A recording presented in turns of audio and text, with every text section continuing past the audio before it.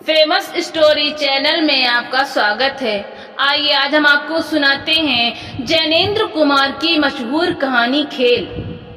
मौन मुक्त संध्या स्मित प्रकाश से हंस रही थी। उस समय गंगा के निर्जन बालुका स्थल पर एक बालक और बालिका सारे विश्व को भूल गंगा तट के बालू और पानी से खिलवाड़ कर रहे थे। बालक कहीं से एक लकड़ी लाकर तट के जल को उछाल रहा था। बालिका अपने पैर पर रेत जमाकर और थोप थोप कर एक भाड़ बना रही थी। बनाते बनाते बालिका भाड़ से बोली, देख ठीक नहीं बना तो मैं तुझे फोड़ दूंगी। फिर बड़े प्यार से थपका थपका कर उसे ठीक करने लगी। सोचती जाती थी इसके ऊपर मैं कुटी बनाऊंगी, वो मेरी कुटी होगी। और मनोहर नहीं, वो कुटी में नहीं रहेगा, बाहर खड़ा खड़ा भाड़ में पत्ते झोंकेगा। जब वो हार जाएगा, बहुत कहेगा, तब मैं उसे अपनी कुटी के भीतर ले लूंगी। मनोहर उधर पानी से हिल मिलकर खेल रहा था। उसे क्या मालूम कि यहाँ अकारण ही उस पर रोष और अनुग्रह किया जा रहा है।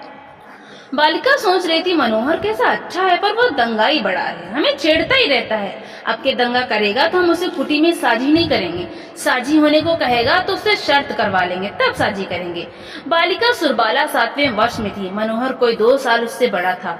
बालिका को अचानक ध्यान आया, भाड़ की छत तो गर्म हो गई होगी, उस पर मनोहर रहेगा कैसे।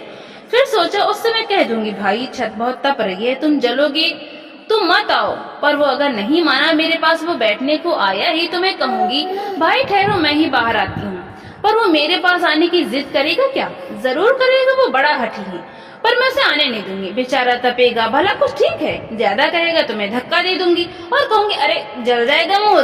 यह सोचने पर उसे बड़ा मजा सा आया, पर उसका मुंह सूख गया। उसे मानो सचमुच ही धक्का खाकर मनोहर के गिरने का हास्य उत्पादक और करुण दृश्य सत्य के भांति प्रत्यक्ष हो गया। बालिका ने 2-1 पक्के हाथ भाड़ पर लगाकर देखा, भाड़ बिल्कुल बन गया है। माँ जिस सतर्क सावधानी के साथ अपने नवजात शिशु को बिछौने पर लिटाने को छोड़ती है, वैसे ही सुरबाला ने अपना पैर धीरे धीरे भाड़ के नीचे से खींच लिया। इस क्रिया में वो सचमुच भाड़ को पुचकारती सी जाती थी। उसके पांव ही पर तो भाड़ टिका है, उसी का आश्रय हट जाने पर बेचारा कहीं टूट ना पड़े। पैर साफ निकालने पर भाड़ ज्यों का त्यों टिका रहा। तब बालिका एक बार आह्लाद से नाच उठी। बालिका एक बार की ही बेवकूफ मनोहर को इस अलौकिक चातुर्य से परिपूर्ण भाड़ के दर्शन के लिए दौड़कर खींच लाने को उद्यत हो गई। मूर्ख लड़का पानी से उलझ रहा है, यहाँ कैसी जबरदस्त कारगुजारी हुई सो नहीं देखता। ऐसा पक्का भाड़ उसने कहीं देखा भी है, पर सोचा अभी नहीं, पहले कुटी तो बना लूं। यह सोचकर बालिका ने रेत की एक चुटकी ली और बड़े धीरे से भाड़ के सिर पर छोड़ दी। फिर दूसरी, फिर तीसरी, फिर चौथी, इस प्रकार 4 चुटकी रेत धीरे धीरे छोड़कर सुरबाला ने भाड़ के सिर पर अपनी कुटी तैयार कर ली। भाड़ तैयार हो गया, पर पड़ोस का भाड़ जब बालिका ने पूरा याद किया तो पता चला एक कमी रह गई। धुआं कहाँ से निकलेगा? तनिक सोचकर उसने एक सींग टेढ़ी करके उसमें गाड़ दी। बस ब्रह्मांड का सबसे संपूर्ण भाड़ और विश्व के सबसे सुंदर वस्तु तैयार हो गई। वो उस उजड्ड मनोहर को इस अपूर्व कारीगरी का दर्शन कराएगी, पर अभी जरा थोड़ा देख और ले। सुरबाला मुंह बाएं आंखें स्थिर करके इस भाड़ श्रेष्ठ को देखकर विस्मित और पुलकित होने लगी। परमात्मा कहाँ विराजते हैं? कोई इस बाला से पूछे तो वो बताए कि इस भाड़ के जादू में। मनोहर अपनी सुर्री की याद कर पानी से नाता तोड़ हाथ की लकड़ी को भरपूर जोर से गंगा की धारा में फेंककर जब मुड़ा, तब सुश्री सुरबाला देवी एकटक अपने परमात्मा लीला के जादू को बूझने और सुलझाने में लगी हुई थी। मनोहर ने बाला की दृष्टि का अनुसरण कर देखा। श्रीमती जी बिल्कुल अपने भाड़ में अटकी हुई हैं। उसने जोर से कहकहा लगाकर एक लात में भाड़ का काम तमाम कर दिया। न जाने क्या किला फतह किया हो, ऐसे गर्व से भरकर निर्दयी मनोहर चिल्लाया, सुर्रो रानी! सुर्रो रानी मुंह खड़ी थी। उनके मुंह पर जहां अभी परम विशुद्ध रस था, वहां एक शून्य फैल गया। रानी के सामने एक स्वर्ग आ खड़ा हुआ था। वो उन्हीं के हाथों का बनाया हुआ था और वो एक व्यक्ति को अपने साथ लेकर उस स्वर्ग की एक एक मनोरमता और स्वर्गीयता को दिखलाना चाहती थी। हाँ हंत, वही व्यक्ति आरग, और उसने अपनी लात से उसे तोड़ फोड़ डाला। रानी हमारी बड़ी व्यथा से भर गई। हमारे विद्वान पाठकों में से कोई होता तो उन मूर्खों को समझाता, यह संसार छड़भकून है, इसमें दुख और सुख क्या, जो जिससे बनाया गया वो उसी में लय हो जाता है। इसमें शोक और उद्वेग की क्या बात है? यह संसार जल का है, किसी रोज जल में ही मिल जाने में ही कि बुदबुदा फूट कर जाएगा। फूट बुदबुदे सार्थकता है, जो यह नहीं समझते वे दया के पात्र हैं। रे मूर्खा लड़की, तू समझ, सब ब्रह्मांड ब्रह्म का है और उसी में लीन हो जाएगा। इससे तू किस लिए व्यर्थ व्यथा सह रही है? रेत का तेरा छाड़ भाड़ क्षणिक था, क्षण में लुप्त हो गया, रेत में मिल गया। इस पर खेद मत कर, इससे शिक्षा ले। जिसने लात मारकर तोड़ा है वो तो परमात्मा का केवल साधन मात्र है। परमात्मा तुझे नवीन शिक्षा देना चाहते हैं। लड़की तू मूर्ख क्यों बनती है? परमात्मा इस शिक्षा को समझ और परमात्मा तक पहुंचने का प्रयास कर। आदि आदि। पर बेचारी बालिका का दुर्भाग्य, कोई विज्ञान पंडित तत्वोपदेश के लिए गंगा तट पर नहीं पहुंच सका।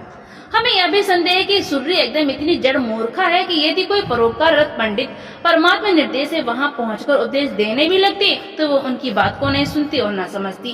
पर अब तो वहाँ निर्बुद्ध शठ मनोहर के सिवा कोई नहीं है और मनोहर विषय तत्व की एक भी बात नहीं जानता। उसका मन न जाने कैसा हो रहा है, कोई जैसे उसे भीतर ही भीतर मसोले डालता है। लेकिन उसने बनकर कहा, सुर्री गुप्त, पगली रूठती है। सुरबाला वैसे ही खड़ी रही। सुर्री रूठती क्यों है? बाला तनिक न हली। सुरी सुरी ओ सुरी। अब बनना ना हो सका। मनोहर की आवाज हठात कंपी सी निकली। सुरबाला अब और मुंह फेर कर खड़ी हो गई। स्वर के इस कंपन का सामना शायद उससे न हो सका। सुरी ओ सुरिया, मैं मनोहर हूँ। मनोहर, मुझे मारती नहीं। यह मनोहर ने उसके पीठ पीछे से कहा और ऐसे कहा जैसे वो यह प्रकट करना चाहता है कि वो रो नहीं रहा है। हम नहीं बोलते। बालिका से बिना बोले रहा न गया। उसका भार शायद स्वर्ग विलीन हो गया। उसका स्थान और बाला की सारी दुनिया का स्थान कांपते हुए मनोहर की आवाज ने ले लिया। मनोहर ने बड़ा बल लगाकर कहा, सुरी, मनोहर तेरे पीछे खड़ा है, वो बड़ा दुष्ट है। बोल मत, पर उस पर रेत क्यों नहीं फेंक देती? मार क्यों नहीं देती? उसे थप्पड़ लगा, वो अब कभी कसौर नहीं करेगा। बाला ने कड़क कर कहा, चुप रहो। चुप रहता हूँ, पर मुझे देखोगे भी नहीं देखते। अच्छा मत देखो, मत ही देखो। मैं कभी सामने ना आऊंगा, मैं इसी लायक हूँ। कह दिया तुमसे चुप रहो, हम नहीं बोलते। बालिका में व्यथा और क्रोध कभी का खत्म हो चुका था। वो तो पिघल कर बैठ चुका था। यह कुछ और ही भाव था। यह एक उल्लास था जो ब्याज कोप का रूप धर बैठा था। दूसरे शब्दों में यह स्त्रीत्व था। मनोहर बोला, लो सुरी, मैं नहीं बोलता, मैं बैठ जाता हूँ, यहीं बैठा रहूंगा। तुम जब तक ना कहोगी ना उठूंगा ना बोलूंगा। मनोहर चुप बैठ गया। कुछ क्षण बाद हार कर सुरबाला बोली, हमारा भाड़ क्यों थोड़ा, हमारा भाड़ बना के दो। लो अभी लो, हम वैसा ही लेंगे। वैसा ही लो, उससे भी अच्छा। उस पर हमारी कुटी थी, उसमें धुआं का रास्ता था। लो सब लोग, तुम बताती जाओ, मैं बनाता जाऊं। हम नहीं बताएंगे। तुमने क्यों तोड़ा? तुमने तोड़ा, तुम ही बनाओ। अच्छा, पर तुम इधर देखो तो। हम नहीं देखते, पहले भाड़ बना के दो। मनोहर ने एक भाड़ बनाकर तैयार किया। कहा, लो भाड़ बन गया। बन गया? हाँ। धुएं का रास्ता बनाया, कुटी बनाई। सो कैसे बनाऊं बताओ तो। पहले बनाओ तब बताऊंगी। भाड़ के सिर पर एक सींक लगाकर और एक पत्ते की ओट लगा कर कहा, बना दिया। तुरंत मुड़कर सुरबाला ने कहा, अच्छा दिखाओ। सीख ठीक नहीं लगी जी, पत्ता ऐसे लगेगा। आदि आदि संशोधन कर चुकने पर मनोहर को हुक्म हुआ, थोड़ा पानी लाओ, भाड़ के सिर पर डालेंगे। मनोहर पानी लाया। गंगा जल से करपात्रों द्वारा वो भाड़ का अभिषेक करना ही चाहता था कि सुरा रानी ने एक लात से भाड़ के सिर को चकनाचूर कर दिया। सुरबाला रानी हंसी से नाच उठी। मनोहर उत्फुल्लता से कहने लगा, उस निर्जन प्रांत में वो निर्मल शिशु हास्य रव लहरें लेता हुआ व्याप्त हो गया। सूरज महाराज बालकों जैसे लाल लाल मुंह से गुलाबी गुलाबी हंसी हंस रहे थे। गंगा मानो जानबूझकर किलकारियां भर रही थी और वे लंबे ऊंचे ऊंचे दिग्गज पेड़ दार्शनिक पंडितों की भांति सब हास्य की सार शून्यता पर मानो मन ही मन गंभीर तत्वालोचन कर हंसी में भूले हुए मूर्खों पर थोड़ी दया बखाना चाह रहे थे। तो दोस्तों, आपको ये कहानी कैसी लगी? लाइक करें, शेयर करें और कमेंट करके जरूर बताएं। और इसी तरह की हिंदी साहित्य की कहानियां सुनने के लिए हमारे चैनल को सब्सक्राइब करना बिल्कुल